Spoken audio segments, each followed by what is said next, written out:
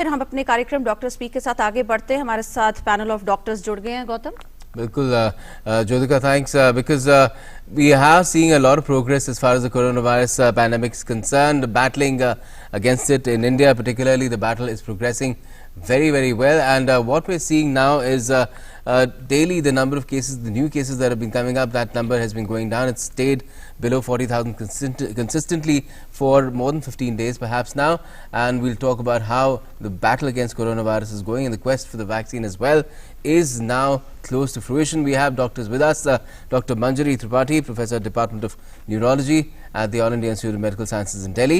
Dr. Manish Thakur is also with us, Professor, Department of Medicine at the Safdarjung Hospital. And we also have Professor G.C. Khilnani, former Head, Department of Pulmonary Medicine at the All India Institute of Medical Sciences, Delhi. Welcome to you all. Doctors, Dr. Khilnani, if I could come to you, in terms of how this battle is being fought, we are seeing a lot of progress as well, and we've also heard Dr. V.K. Paul saying, the man who is basically running this battle against coronavirus in the country, that pretty soon we'll have emergency authorization for one of the vaccine candidates as well. Now, could you tell us what exactly does that mean, an emergency authorization for a vaccine, because that's something that people are really wanting to hear a lot about these days. Thank you, Gautam, for having me here. The important thing is that there are two ways of fighting a battle. One is that prevention and treatment of a disease and preventing the transmission. In that, India has done exceedingly well, I would say.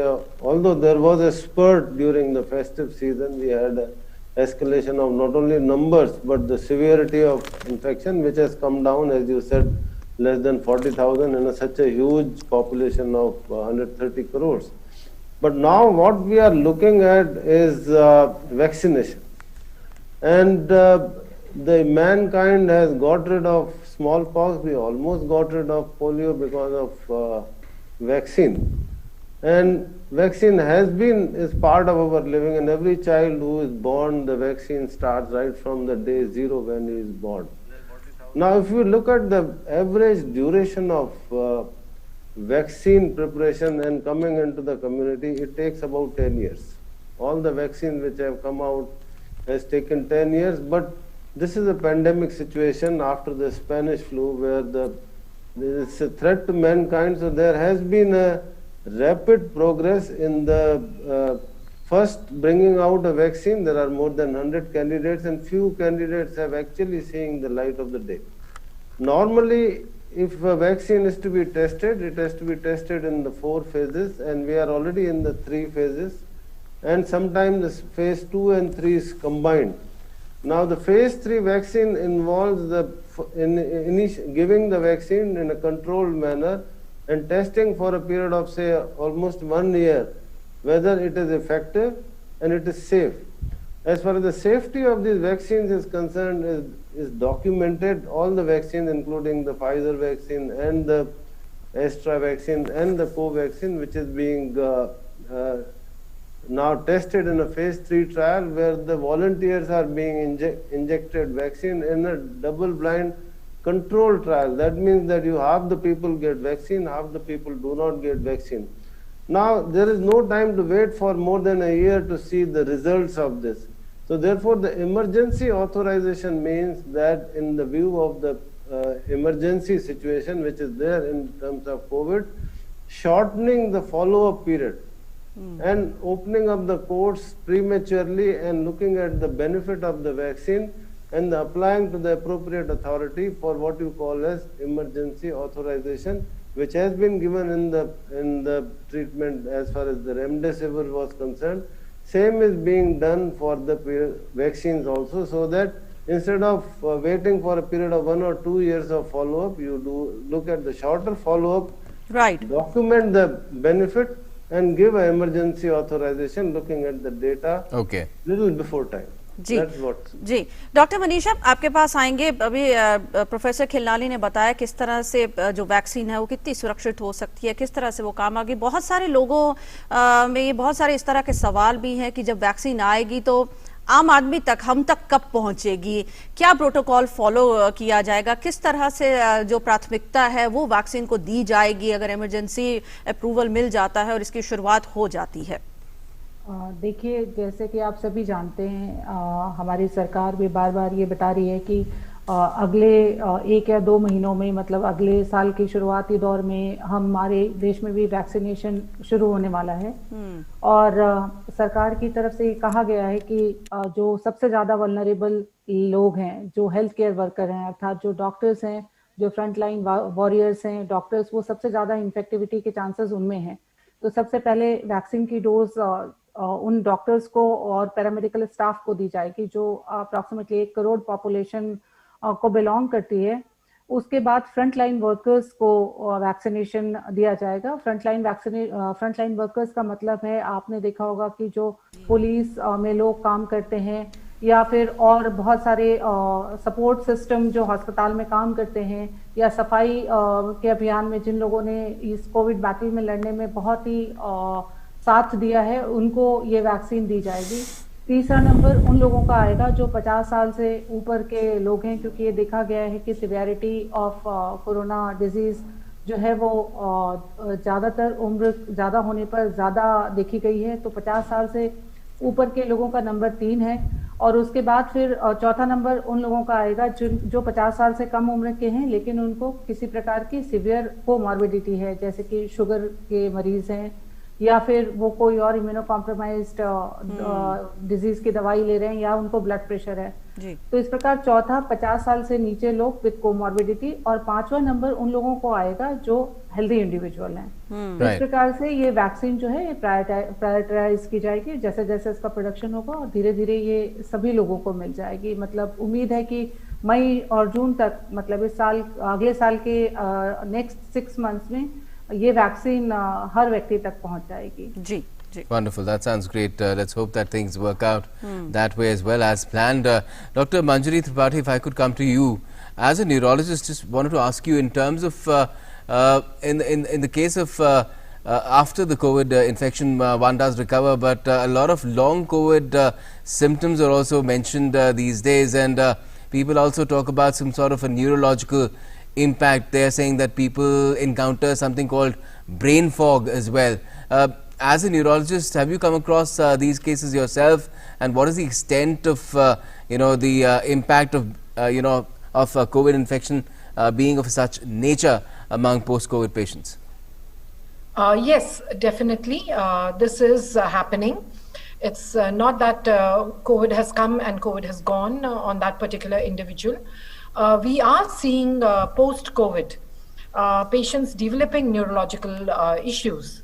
And the commonest among them is, of course, a sense that their memory is not as good as it was before, and their functioning, their judgment, their insight is not as good as before, and they're confused. So this is a term which is known as brain fogging. And probably the reason for this is the hypoxia which they've had during the COVID infection. There is a drop in oxygen saturation. So when there is a drop in oxygen saturation, there will be a decline in the function of the brain. And the most important function of the brain is to have an awareness and cognition, have memory, have the ability to speak, understand, judge, calculate, read, write. So all these are getting impacted, and the term is being called as brain fog. Apart from that, we are seeing that many days, about 2 weeks into after the COVID has gone, the patients are developing neuropathy symptoms, in that they're developing tingling, numbness, and this neuropathy can be really very severe with weakness, and they are requiring admission, and they're requiring immunomodulation. So we are finding this GB syndrome-like picture also happening in post-COVID patients. Apart from that, we are finding patients who are coming in with, say, cranial nerve palsies, where they develop like a Bell's palsy, or they develop a stroke. So we are finding post-COVID strokes, whether they are hemorrhagic stroke or ischemic strokes. So, and apart from that, we have a few cases where there has been development of a muscle involvement, which comes in the neuromuscular axis, which is involving the nervous system. So there is a muscle pain, there are aches and pains in the body, the CPK levels rise, there is a myositis, which is inflammatory. So we are finding those kind of things also. So broadly, COVID is not just a disease which has affected the immunity of the person and produce fever, cough, etc. But post-COVID, it is leading to a trail of, destruction. So is this transitory, or is this like, does it stay for long? It does require admission sometimes, and in some cases it's reverting, so the brain fog is improving with time. But I do not think we have sufficient follow-up to say if they reverted back to their normal baseline before. So there is an improvement, but whether that improvement touched the previous level of functioning is difficult to say, because we do not have that amount of follow-up. And as we go, maybe next year we will have case series and case reports telling us what their outcomes are in the long term. Now, this is the direct effect, post-COVID. But then we are seeing a lot of indirect effect, because what's happening is the health sector is so busy with COVID. We have hospitals being converted into COVID hospitals. So what's happening is the number of beds left for non-COVID problems, like non-COVID, if there is a non-COVID, say epilepsy or stroke, and they don't have COVID, they have reduced. So the indirect health effect on neurology of COVID is a reduction of admissions, because the beds are occupied by these COVID patients. And that is why we as concerned doctors emphasize on prevention. People in our country are not realizing that if they do not prevent on a war footing, the other diseases which are not COVID are also suffering. They are not getting admitted because of the lack of beds. There cannot be, no health system in the world can admit so many patients. So Yes, we which have is why to on focus DD News we've prevention. been emphasizing, DD News and DD India, we both, on both these channels we've been emphasizing how important it is to take precautions, and it's very Absolutely. simple, just masking up, washing your hands frequently, social distancing. It's not rocket science, anybody can do it, all should do it, and that's what we've been talking about as well. I believe we have a caller on the line. हाँ, हमारे साथ राकेश पुरी पुणे से जुड़े हैं, उनका सवाल ले लेते हैं। राकेश जी, स्वागत है, पूछिए अपना सवाल। I have lost my parents because of COVID, Very sorry to Very hear sorry. and what I came to understand, we were given a death certificate which says that it was a cardiac arrest. So I Okay. just wanted to know, when I asked the doctor, he says that we had put them on ventilator.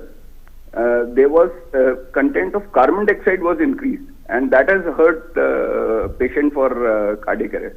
So I just want to understand what actually has happened. Okay, Professor Khilnani, आप जवाब देना चाहेंगे? I would suggest that you don't go into the nitty-gritty of that. Cardiac arrest is a terminal event. That is actually the death. And the underlying, there are, the international certification of death has several columns. So what you are reading is cardiac arrest, but I'm sure they would have mentioned COVID and respiratory failure. So it probably, quite a few doctors do write cardiac arrest as a final cause of death. That is the true thing.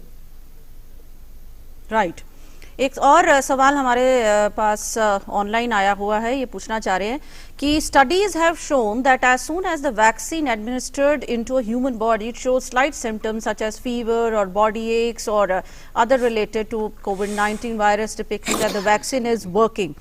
The question he wants to ask is that these symptoms could bring havoc and fake news, etc., in the society. So, what steps are being taken to make people more aware? How can we can make people more aware if a vaccine comes? Dr. Manisha, आपके पास आएंगे सवाल के साथ? मैं ये कहना चाहती हूँ कि वैक्सीन जो लगती है, हम पहली बार किसी वैक्सीन का प्रयोग कर रहे हैं ऐसा नहीं है। जब से एक बच्चा पैदा होता है तब से ही उसको वैक्सीन दी जाती है, और आपको भी मालूम है कि बहुत सारी वैक्सीन जो आपको तब लगती है या आपके बच्चों को तब लगती है, उसमें भी बुखार आ जाता है और थोड़ा सा फ्लू लाइक सिम्टम्स हो जाते हैं, इंजेक्शन साइट पे पेन हो जाता है। लेकिन ये जो सारे इफेक्ट होते हैं वो बहुत ट्रांजिटरी होते हैं। आपने देखा होगा कि जब बच्चों को DPT का वैक्सीन लगता है तो साथ में एक पैरासिटामोल आपको दी जाती है कि अगर आपके बच्चे को बुखार 100 से ज्यादा आ जाए और वो बहुत दर्द से अगर रोने लगे तो आप उसको पैरासिटामोल पिला दीजिएगा। That is a usual practice जो हम कई सालों से कर रहे हैं। तो तब हम पैरासिटामोल देते हैं और वो ठीक हो जाता है। उसी प्रकार कोविड की भी जो वैक्सीन है, वो कोविड एक पैंडेमिक है, ये जरूर है। कोविड जैसी बीमारी हमने पहले नहीं देखी और पहली बार ही हुई है। उसकी वैक्सीन भी पहली बार ही हमने बनाई है और वो बहुत जल्दी ही मतलब यूज में आ गई बिना पूरा ट्रायल किए हुए। बट उसके भी जो अभी जितने ट्रायल्स हुए हैं 43,000 पेशेंट्स पे फाइजर की जो वैक्सीन है उसमें अप्रॉक्सीमेटली 43,000 पेशेंट्स को का इंडक्शन किया गया था और उसमें approximately 23,000 people have received this vaccine and none of them have actually reported any serious symptom like this. आपको थोड़ा सा फ्लू लाइक सिम्टम्स होते हैं, बुखार आ सकता है, थोड़ा रनिंग नोज हो सकता है, इंजेक्शन साइट पे पेन हो सकता है, थोड़ा सा लाल रंग भी वहां पर साइट पे हो सकता है, बस यही सब उसके साइड इफेक्ट होते हैं जो किसी और वैक्सीन में हो सकते हैं। तो इसलिए आपको बहुत ज्यादा डरने की जरूरत नहीं है, यह भी दूसरी ही वैक्सीन की तरह है, उनसे बहुत अलग नहीं है। And right now, I guess, Dr. Tripathi, there's a bit of apprehension related to the vaccine also because it's not started being administered as yet. As and when that starts, I'm sure people will be made aware of what the possible side effects could be as well. So the level of apprehension will automatically go down, won't it? See, जी जरूर। definitely the vaccine has undergone a phase study. All vaccines will have to undergo phase 1. So phase 1 mein what they do is that they test the safety and the side effects. So that is tested in phase 1. Only then the vaccine can proceed to phase 2. Okay, so then it proceeds to phase 3 where you give it randomized, you give half the people the vaccine and half the people the placebo. Yes. So all these stages are done and this is science. It's not that कि हाँ ले लो ये चीज अच्छी है. It's not like that. There is a science behind it. There is a structure behind it. It's done systematically. It's only that because the disease is of such pandemic proportions, it's being given to the public in an emergency authorization after that. But the phases and the steps of scientifically testing the safety and the efficacy have been gone through. So I don't think the public should have any severe apprehension. Now, just like all of us do not respond to, say, a face cream, we all use face creams. Now, 100 people will respond to a face cream, there will be no rash. But maybe when I use the same face cream, there will be some pimples on my face or there will be an eruption. So it's not that just because I had a pimple on my face because of that face cream and it keeps appearing when I use the face cream, and if I don't use the face cream, the pimple doesn't appear. It doesn't mean that the face cream is bad. It's just that there was a kind of allergic or immune response on my face skin which produced it. Similarly, whenever we take a vaccine, because it's a foreign thing which is given to us, there may be mild irritation in the side, there may be mild fever. For that, generally we ask them to take Crocin, and there may be a little bit of fatigue and you sleep, whatever. So these are normal things which are there whenever we take a vaccine. As Dr. Manisha said, this is nothing new and specific only to this vaccine. So these kind of apprehensions are not warranted. And of course, there have been, various reports of whether there was a reaction and the vaccine is bad. But all these, again, they have undergone a scrutiny. A scrutiny is done by the institutional ethics, by the Data Safety Monitoring Board, which is known as the DSMB, and then by the DCGI. So it's undergone a thorough scrutiny. Nobody, no government, no doctor will want to harm anybody. So let me assure you, the vaccine is there. There are several vaccines, and we will get the vaccine which we should be getting in India, which is among the 3 or 4 which we are testing out. And I'm going to take it. I'm sure the other doctors on the panel are going to take it. So the doctors taking the vaccine, what else can be more reassuring? Right. मेरे ख्याल से बहुत अच्छे से आपने doctor Tripathi इसको explain किया हमारे साथ। रमाकांत पांडे उन्होंने भी सवाल किया था कितनी सुरक्षित है, तो आई थिंक उनको जवाब मिल गया होगा। उनको जवाब मिल गया होगा, बिल्कुल। तो हमारे साथ एक कॉलर और जुड़े हैं, लोकेश हैं झुंझुनू राजस्थान से। जी स्वागत है आपका, पूछिए अपना सवाल। Thank you sir. मैं जो कोविड सफर किया था, अभी नवंबर में मैं ठीक ठाक हुआ। उसके 1 महीने के बाद मुझे बोला गया एंटीबॉडी टेस्ट करने, तो मैं एंटीबॉडी टेस्ट करवाया और जो रिजल्ट जो है स्केल तो मुझे मालूम नहीं, दैट इज 110, 110 है। तो मेरा सवाल ये है कि how long is this antibody valid? Do I have to be vaccinated? Is there a need for any vaccine since I have already suffered COVID? This is my question. And how long is otherwise this antibody valid? How long? Right. Doctor Manisha, आप जवाब देना चाहेंगे? आपको Covid हुआ था और आपने अपना एंटीबॉडी टेस्ट कराया और जैसा कि आपने बताया कि आपका लेवल 110 है, तो ये बहुत ही मतलब नॉर्मल एंटीबॉडी लेवल 6 तक माना जाता है, तो आप समझ लीजिए कि आपका लेवल बहुत बहुत ज़्यादा है। अभी आप 2-3 महीने तक तो कम से कम आपको री इन्फेक्शन होने की का चांस बिल्कुल नहीं है। ये कहा जाता है कि अभी बिल्कुल ही श्योरिटी से हम नहीं कह सकते, लेकिन अभी तक जितनी स्टडीज हुई हैं या जो भी सर्वेज हुए हैं उसमें ये कहा गया है कि जो एंटीबॉडी होती है, एंटीबॉडी रिस्पांस हर व्यक्ति का डिफरेंट होता है और माइल्ड और सीवियर इन्फेक्शन से इस पे कोई बहुत ज्यादा फर्क नहीं पड़ता। अलग अलग बॉडी अलग अलग तरीके से रिएक्शन करती है और अलग अलग तरीके से उसमें एंटीबॉडीज का लेवल बनता है, लेकिन ये एंटीबॉडी 3 से 4 महीने तक आपके अंदर रहती हैं और उसके बाद फिर ये धीरे धीरे कम होकर खत्म हो जाती हैं। तो जब ये एंटीबॉडी का लेवल, 2 टाइप की एंटीबॉडीज होती हैं, एक होती है आईजीएम एंटीबॉडी और एक होती है आईजीजी एंटीबॉडी। आईजीएम एंटीबॉडी जो होती है वो अप्रॉक्सीमेटली 2 वीक्स के बाद में उसका लेवल कम होने लगता है और 30 डेज के आसपास वो खत्म हो जाती है। जो आईजीजी लेवल होता है, आईजीजी जिसको हम कहते हैं लेट वाला जो एंटीबॉडी होता है, वो पीक करता है अराउंड 39th डे, मतलब उसका जो मैक्सिमम लेवल होता है वो 39th डे में होता है और that persist up to 45 to 80 days और up to 90 days in some people. तो अगर आपके पास आईजीजी एंटीबॉडी, आपने, मुझे मालूम नहीं आपने कौन सा टेस्ट कराया, आईजीएम कराया या आईजीजी कराया है, लेकिन अगर आपका आईजीजी एंटीबॉडी टेस्ट हुआ है तो वो आपका 3 महीने तक कम से कम मिनिमम आपको प्रोटेक्शन देता है। दूसरी चीज ये है कि जो लोगों को कोरोना हो गया, क्या उनको वैक्सीन, आपका जो दूसरा सवाल था, क्या उनको वैक्सीन लेना चाहिए या नहीं। अभी तक देखिए, कोरोना एक ऐसी डिजीज है जिसमें हर दिन एक नया कुछ हम सीखते हैं और जो मैं शायद आज कह रही हूँ हो सकता है वो 2 या 3 महीने बाद वैलिड ना रहे, लेकिन आज की तारीख में अगर आपको कोरोना हो गया है तो भी आपको वैक्सीन आपके लिए रिकमेंडेड है।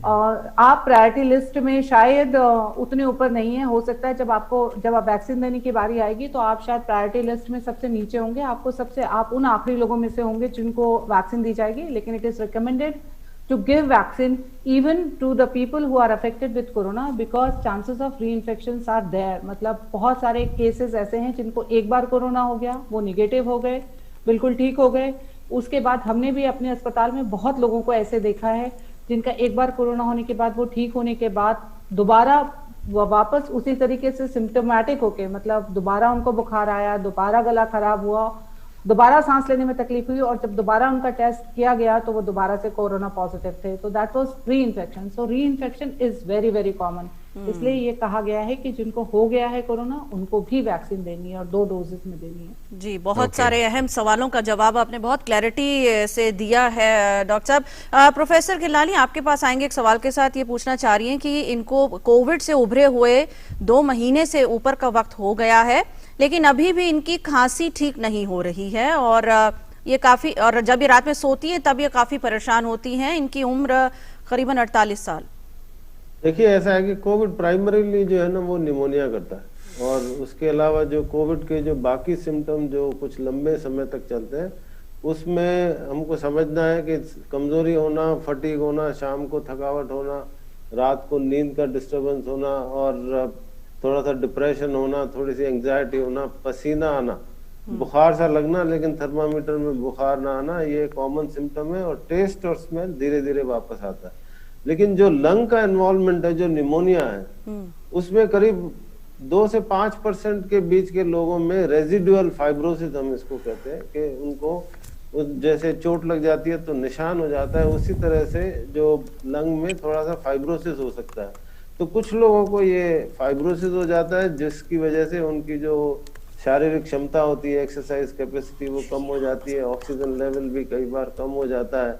और जो खांसी जो है, जिनको स्पेशली जो टेंडेंसी होती है खांसी की, जिनको एलर्जी होती है या अस्थमा के मरीज होते हैं, उनकी खांसी जरा लंबे टाइम तक चलती है। तो मेरा आपको उत्तर यह कि अगर आपको साथ में चलने फिरने में, सीढ़ी चढ़ने में सांस भी फूलती है या आपके पास अगर ऑक्सीमीटर है तो जल्दी जल्दी चल के देखें, अगर आपके ऑक्सीजन के उसमें गिरावट आ जाती है तो ये एक समय है जांच कराने का, डॉक्टर के पास जाने का, अपने लंग की पूरी आप जांच करवाएं कि अगर उसमें लंग में कोई रेजिडुअल इफेक्ट तो नहीं है। तो उस हिसाब से उसका ट्रीटमेंट होना चाहिए। Definitely, and that is something that is definitely recommended. We have a caller on the line. Sriram Basant is joining us on the phone line from Pune. Sriram, go ahead, ask your question, please. Yeah. Hello, good afternoon. Afternoon. My name is Sriram. I am a heart patient. I had undergone physioplasty in December 2015. My question, I didn't had COVID infection till now.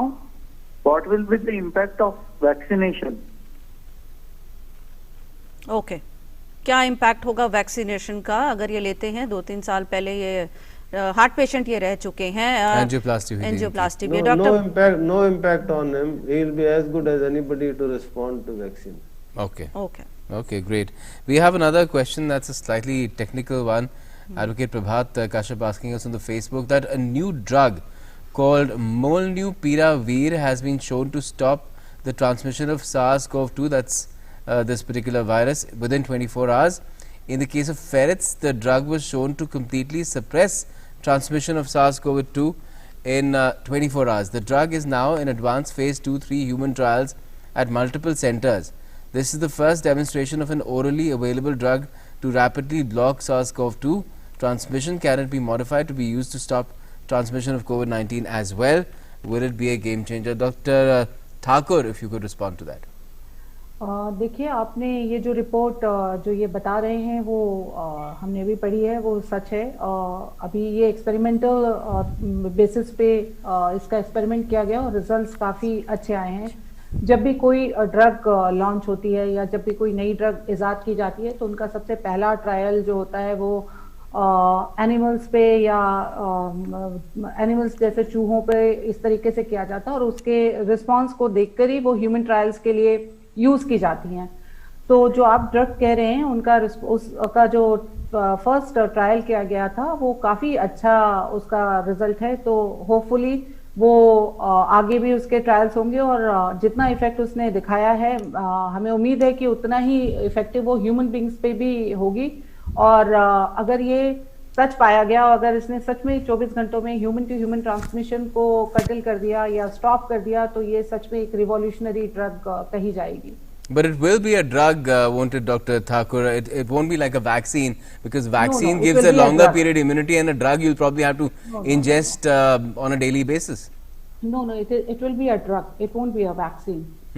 Right. Vaccines are different. Like vaccine, you have to take 2 doses, and a drug will have to be ingested almost on a daily basis, unlike a vaccine. Yeah. That we don't know exactly. Like to whom you have to give, for how long we have to give, at what dose we have to give. First, we have to actually see whether it is effective in human beings or not. Right. So we have to answer that question first. It's Right. too early to It's put too your early to hope say on that anything, drug. yeah. जी। तो तीनों मेहमान हमारे साथ बने हुए हैं doctor speak में। एक छोटा सा ब्रेक ले लेते हैं, फौरन हाजिर होंगे। देखते रहिए DT न्यूज़।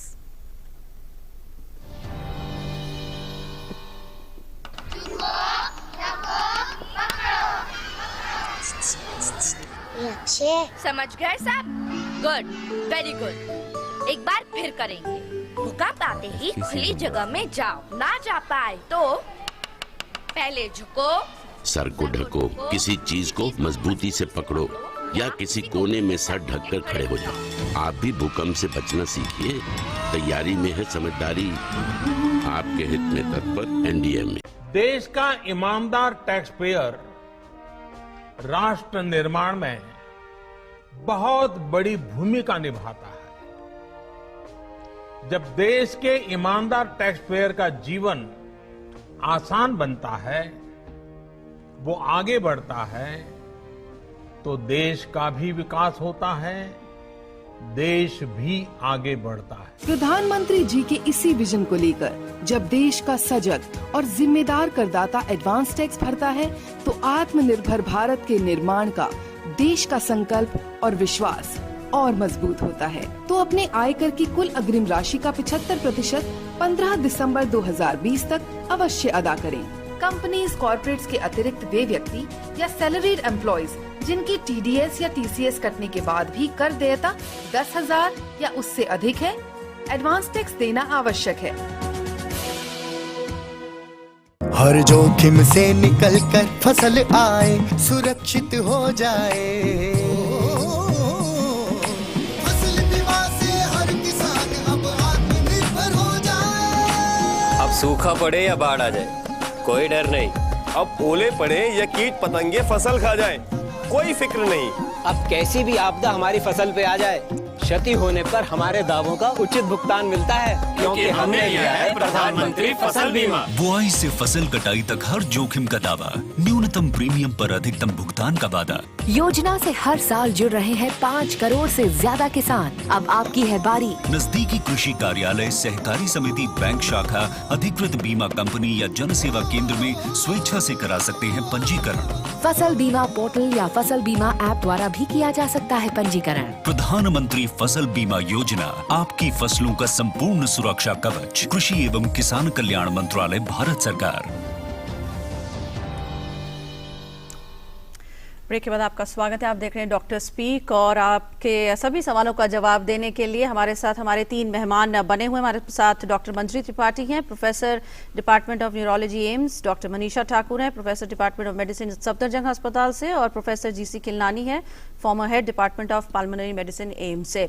डॉक्टर मंजरी, मैं आपके पास आना चाहूंगी एक सवाल के साथ। हम रोजमर्रा की जिंदगी में अपने आसपास ये महसूस कर रहे हैं कि जो उम्र दराज लोग हैं, खासकर बुजुर्ग जो लोग हैं, और अगर कोमॉर्बिडीज से भी अगर वो शिकार है, उनको और ज़्यादा तकलीफ़ें हैं, किसी को कुछ लंग्स की प्रॉब्लम है या किसी को हार्ट की प्रॉब्लम है या कोई अपना कैंसर ट्रीटमेंट करा रहा है, उनको वैक्सीन को लेकर उनके दिमाग में बहुत सारे सवाल हैं, जिससे उनका जो एक मेंटल स्टेबिलिटी की अगर बात करूं, वो काफ़ी हद तक इफ़ेक्ट होता हुआ नज़र आ रहा है।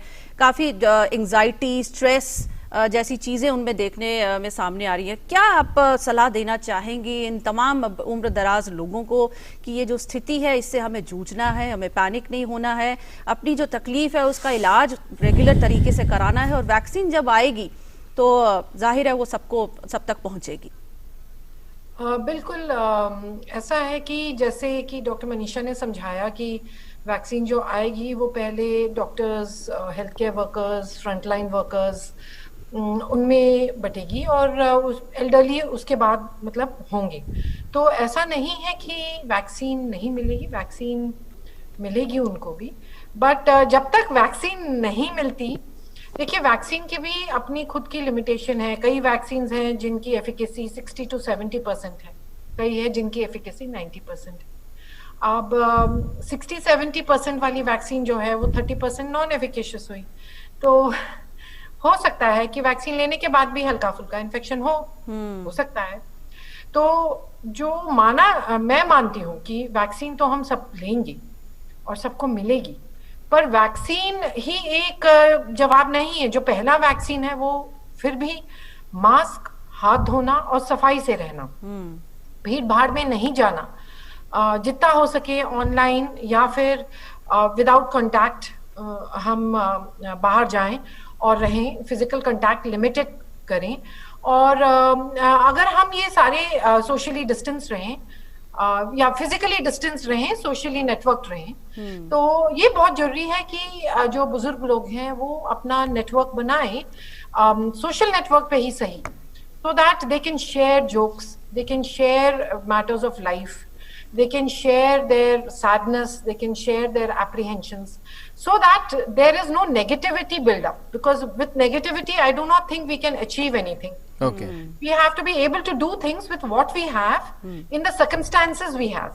So that is the best we can do. And जो बुजुर्ग लोग हैं उनको ऐसे hopeless feel करने की जरूरत नहीं है, because I'm sure that the plan for this country is huge, because जो हमारी country, it's a huge country, so the plan will also be huge. It cannot be a small plan. Right. Definitely. Well, let's bring in another caller. R.D. Gupta is joining us on the phone line from Jaipur. Go ahead, ask your question, Gupta ji. Welcome to the show.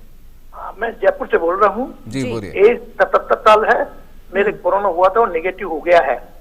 और कितने समय पहले हुआ था आपको corona? है कि मैं रात को सोते वक्त तो सोता हूँ, थोड़ी देर में मेरे क्या नाक बंद हो जाता है और सांस लेने में दिक्कत होती है, तो फिर गला सूख जाता है और फिर नींद खुल जाती है, फिर पानी पीता हूँ, फिर सोता हूँ, फिर वही प्रॉब्लम होती है, रात भर डिस्टर्ब रहता हूँ। तो आपको कितने समय पहले कोरोना हुआ था? मेरे 12 तारीख को हुआ था और ये 5 तारीख को नेगेटिव आ गया था। ओके ओके, डॉक्टर खिलानी आप इनके सवाल का जवाब देना चाहेंगे? हाँ, मैं समझ गया इनकी बात। जो इनको नाक बंद हो जाती है, फिर नींद खुल जाती है और उस वजह से इनको ड्राइनेस हो जाती है और ड्राइनेस के बाद उठ के पानी पीते हैं। तो ये इसके दो कारण हो सकते हैं। एक तो ये है कि ये इनकी नाक जो है ना, इनको राइनाइटिस है या जिसको इन्फ्लामेशन ऑफ द नोज है, एलर्जी है तो हाँ, तो अगर ये स्टीम लेंगे रात को सोने से पहले और नाक में जो नेजल स्प्रे आते हैं कई सारे, नाम में यहाँ लेना कोई जरूरी नहीं है, वो लेके सोएंगे तो आपको नींद अच्छी आएगी और नाक आपकी बिल्कुल खुल जाएगी। और उसके बाद भी नहीं खुलती है। एक और कारण होता है जो रात को जो है ना बार बार जो मुंह सूख जाता है और नाक बंद हो जाती है, वो होता है वो स्लीप एपनिया। अगर इनको खर्राटे आते हैं अगर साथ में, तो फिर ये एक दूसरी स्लीप रिलेटेड प्रॉब्लम है, उसकी इनको जांच करानी पड़ेगी। अगर वो इनको खर्राटे नहीं आते हैं और सिर्फ नाक बंद है, तो सिर्फ ये नाक की प्रॉब्लम है, तो ये इनको स्टीम 10 मिनट तक लेके और ड्रॉप स्प्रे डाल के सोएंगे तो अच्छी नींद आएगी। Thank you.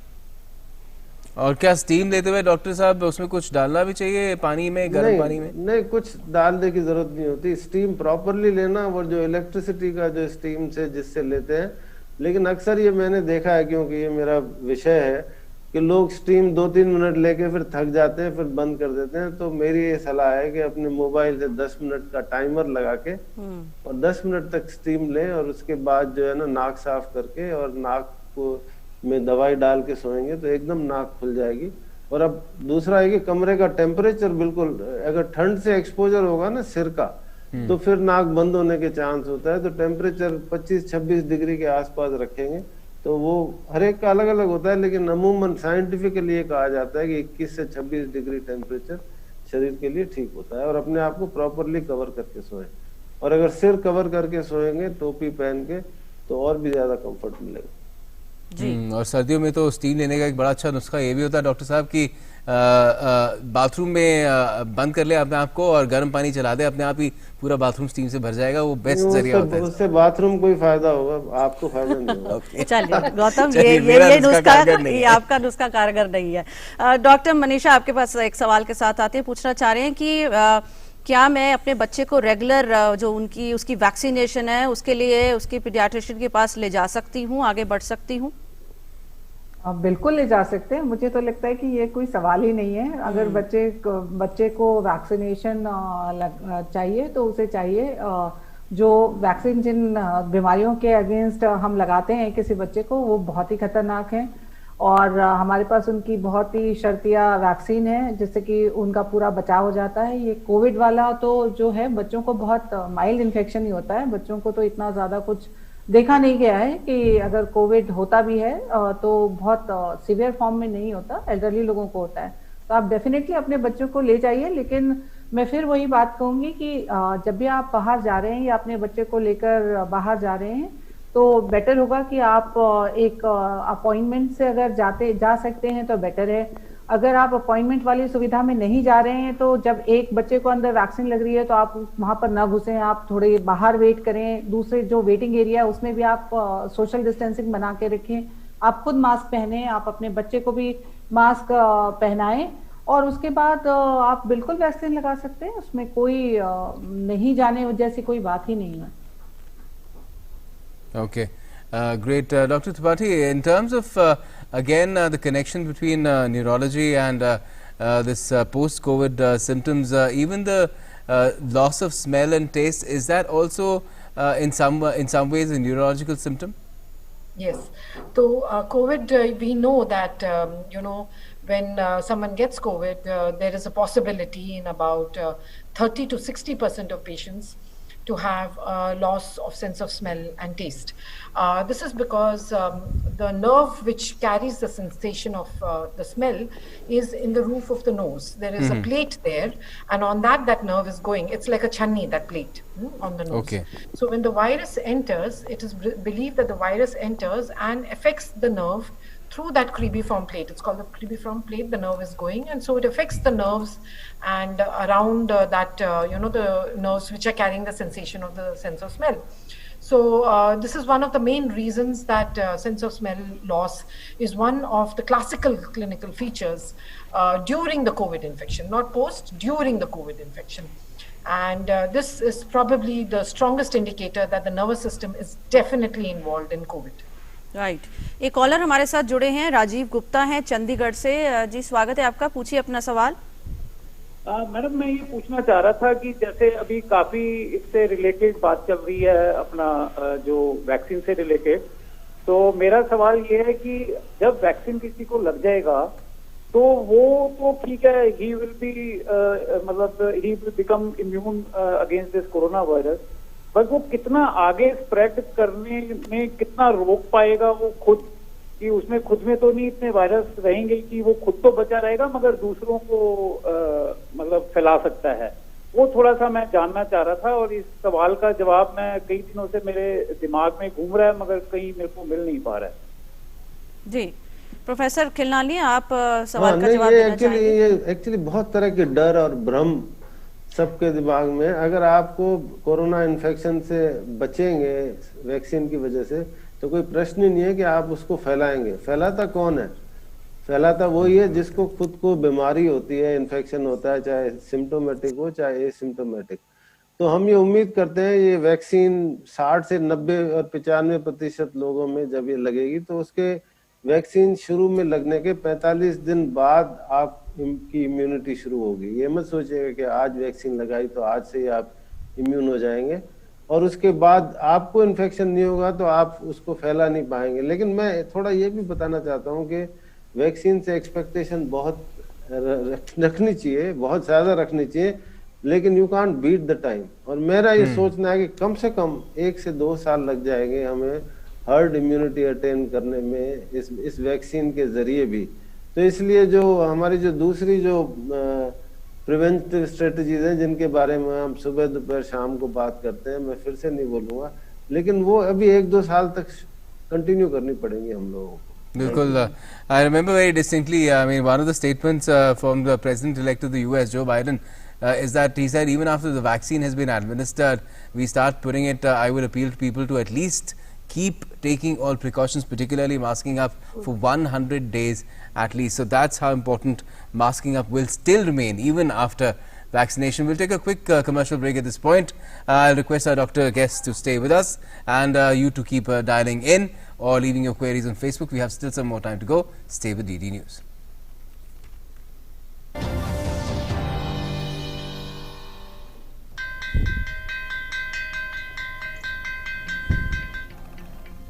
पहला अक्षर रट लो तो वह से एक विद्वान होगा, पक्की होगी बुनियादें तो हाँ से हिंदुस्तान होगा।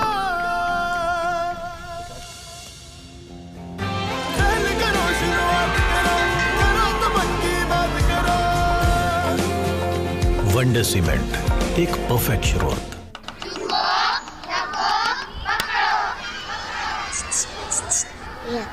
समझ गए साहब? Good, very good. एक बार फिर करेंगे। भूकंप आते ही खुली जगह में जाओ, ना जा पाए तो पहले झुको, सर को ढको, किसी चीज को मजबूती से पकड़ो या किसी कोने में सर ढककर खड़े हो जाओ। आप भी भूकंप से बचना सीखिए। तैयारी में है समझदारी, आपके हित में तत्पर एनडीए में।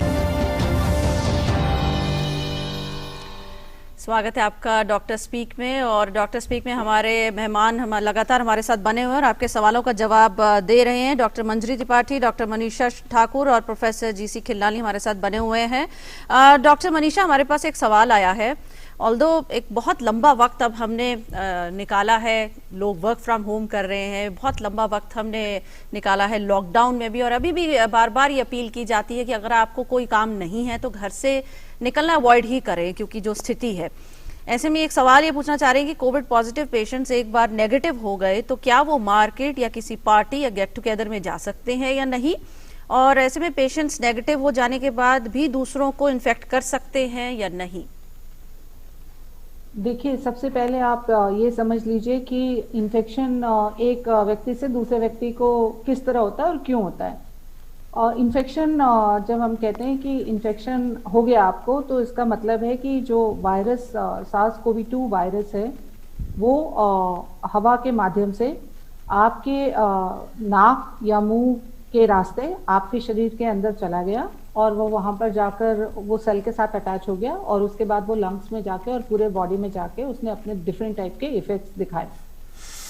और इसका मतलब ये है कि आपको इन्फेक्ट होने के लिए एक लाइव वायरस दूसरे व्यक्ति से आपके अंदर प्रवेश करना जरूरी है, हवा के माध्यम से या किसी और माध्यम से। ये बेसिक पैथोलॉजी, बेसिक फिजियोलॉजी है। अगर किसी व्यक्ति को कोरोना होता है, ठीक है, तो आप उसका पहले RT-PCR टेस्ट करते हैं और उसमें RT-PCR टेस्ट पॉजिटिव आता है, जो ये दिखाता है कि उसके नाक में या ओरल जहां से भी आपने लिया है उसमें वायरस है। अब जो ये बीमारी है इसमें ये पता चला है कि 9 दिन के बाद, इन्फेक्शन होने के 9 दिन के बाद वायरस जो होते हैं वो डेड हो जाते हैं। मतलब अगर आपके शरीर के अंदर है तो वायरस डेड हो जाते हैं, वो अलाइव नहीं रहते। तो 9 डेज के बाद में वो व्यक्ति जिसका RT-PCR पॉजिटिव था, he is unable to transmit that viral infection to another person. अभी आपने कल और आज की न्यूज़ में देखा होगा कि कई कंट्रीज ने अब अपना आइसोलेशन जो पीरियड है वो रिड्यूस कर दिया। जैसे पहले 14 डेज कहते थे, they have reduced yesterday only, और today morning news is that they have reduced it to 10 days. वो इसीलिए किया गया है कि 9 दिन के बाद में जो व्यक्ति प्रभावित है उसके अंदर चूंकि वायरस मर गए, इसलिए अब उस वायरस का ट्रांसमिशन उससे दूसरे व्यक्ति को नहीं हो सकता। इसलिए आफ्टर 9 डेज, और अगर आपका RT-PCR नेगेटिव है तो आप एक नॉर्मल व्यक्ति हैं, आप बिल्कुल बाजार जा सकते हैं, सब कुछ कर सकते हैं, घर से बाहर निकल सकते हैं। लेकिन फिर भी मैं आपको कहूंगी कि मास्क लगाना जैसे एक नॉर्मल व्यक्ति के लिए जरूरी है, आपके लिए भी उतना ही जरूरी है। आप बिना मास्क लगाए बाहर ना निकलें, और जो प्रिकॉशंस रखते हैं वो सारे प्रिकॉशंस लेना है, मास्क लगाना है और आप जाइए बाहर। 9 दिन के बाद में आप किसी को इन्फेक्ट नहीं करेंगे। और अगर आपका RT-PCR नेगेटिव है, इसका मतलब भी यही है कि अब आप you are not able to transmit the infection to other person. Okay, I hope that answers the question, Sangeeta. We have another question coming in on Facebook again. Shubham Agarwal is asking, is there any case in India which has taken more than 3 months to recover from the loss of smell and taste? How to treat loss of smell and taste? Dr. Tripathi, if you'd like to respond to that.